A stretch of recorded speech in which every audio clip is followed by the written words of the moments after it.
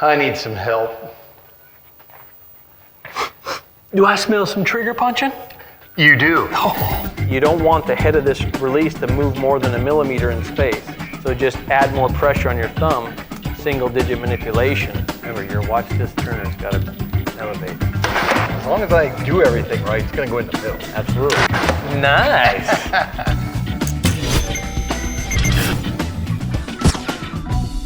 Hey everybody, this is PJ Reilly from Lancaster Archery in our shooting center today. Joel Turner, ShotIQ. We are here introducing the new STAN Onnex Clicker. And Joel, we've been spending a lot of time talking about this release, but I thought, hey, you're here. Yeah. Why not have Joel pick apart my shot? Yeah. Do you think you can find a few things? I'm going to change your life today, PJ. Perfect, that's what I like to hear. Let's do it. All right. All right, Joel, I'm the student, you're the teacher. What are we doing? So just first things first, I want you to just shoot a shot. I want to see what you got. Shoot a shot. All right. So I'm going to have you shoot another shot. I need a comparison, right? I can't tell if I just won. I know some things that are happening in your head right now, but I want to know what's happening on another shot, and then we'll see if there's a difference. You know what's happening in my head. I know what's happening in your I head, don't know PJ. what's happening in my head. That's the problem. All right, here we go.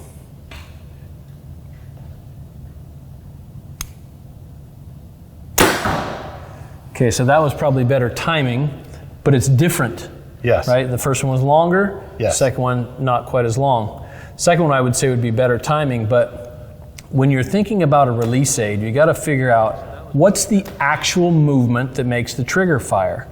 So were you pulling more on the first one, or were you pressing more on the first one?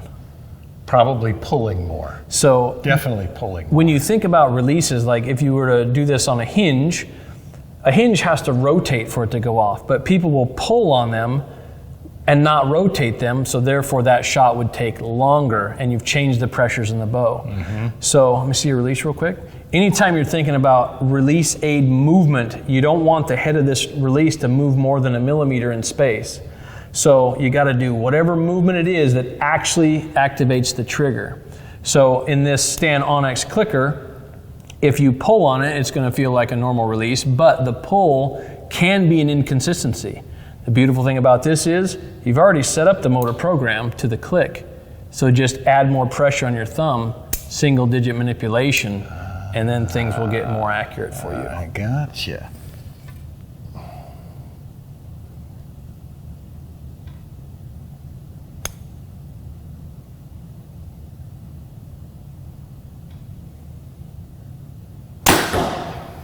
So just like earlier, it's not that it's wrong, because on that one you're pulling on it more than you're actually pressing, and that would be a normal thumb button movement.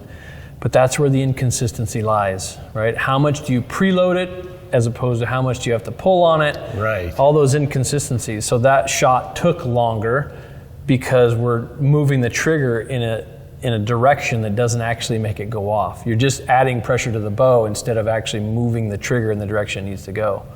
So Gotcha. the beautiful thing about the Onnex Clicker, again, is you've already done the motor program. You've already set it going in the right direction.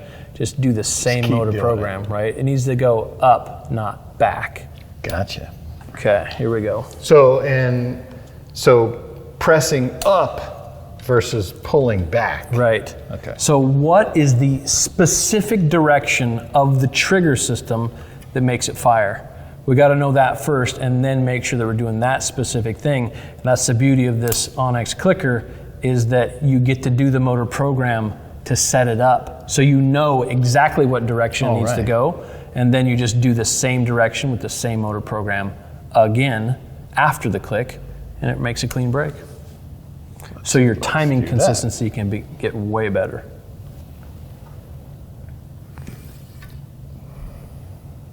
So he's drawn back and aimed, then he'll activate the click, long travel to the click, and then he just adds more pressure on that thumb to make a very clean break with it.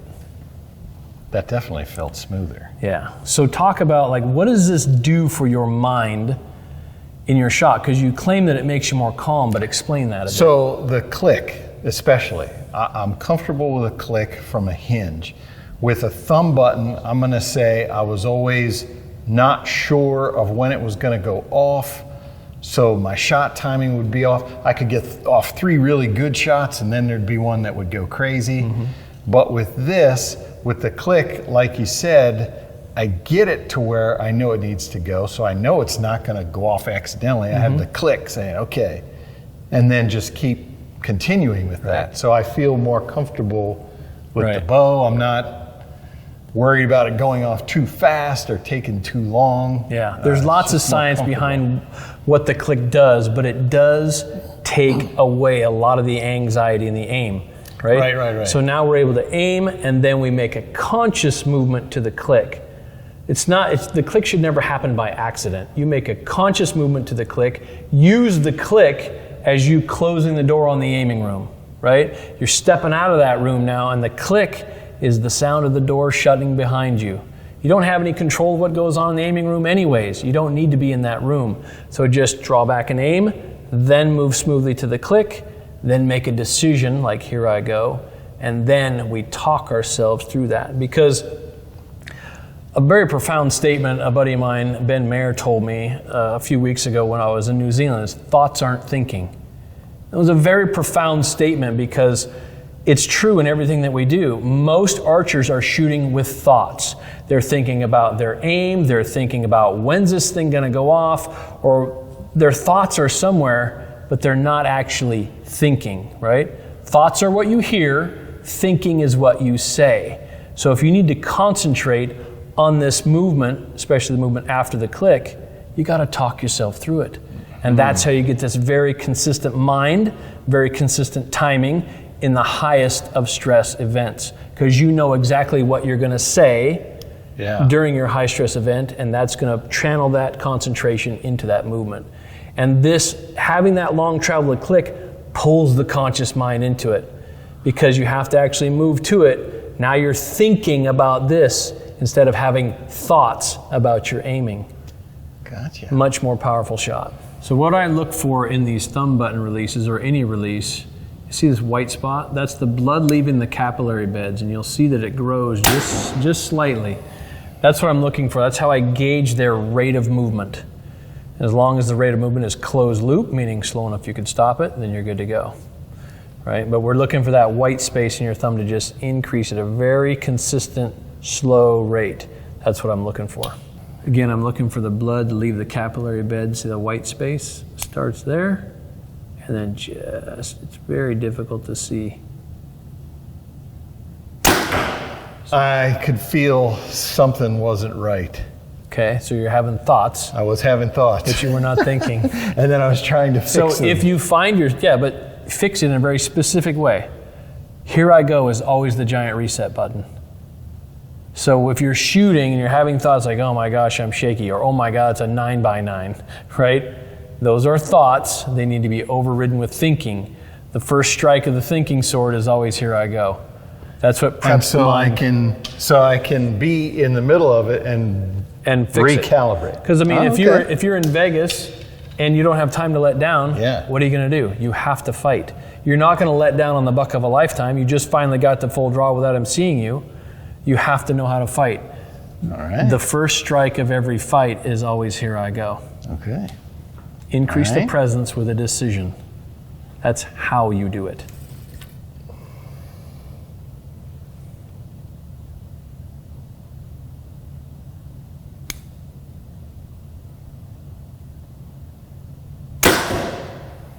Good.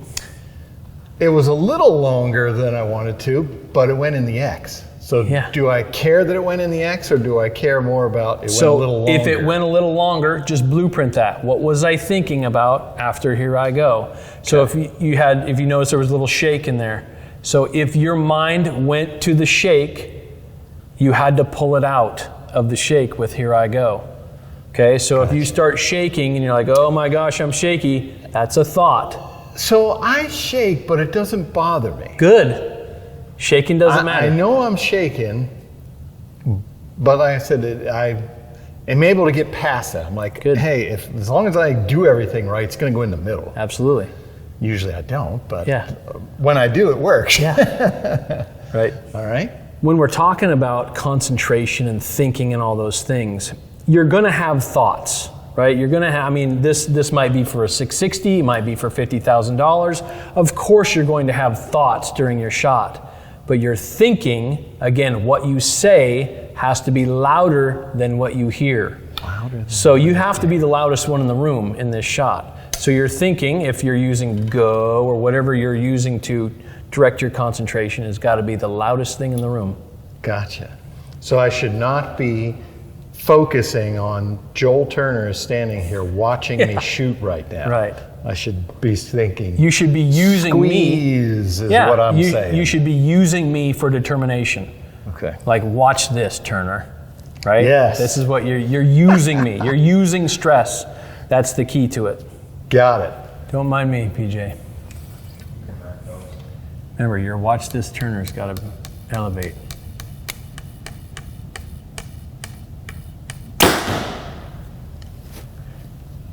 Nice. All right, Joel, hey, you've given me a lot to think about. There you go. Especially as I'm working through all of this. But I appreciate that. ShotIQ, folks who want to know more about it, where are they going? ShotIQ.com and Joel Turner _ShotIQ on Instagram. That's perfect. And hey, we can't have a video for folks out there who may not know it. Bodie Turner is your son. Right. 2 660s at the Lancaster Classic, Vegas champ, Reading champ, blah, blah, blah. So he's living proof ShotIQ works. That's right. That's right. Hey, appreciate your time today, Joel. You bet. Appreciate it.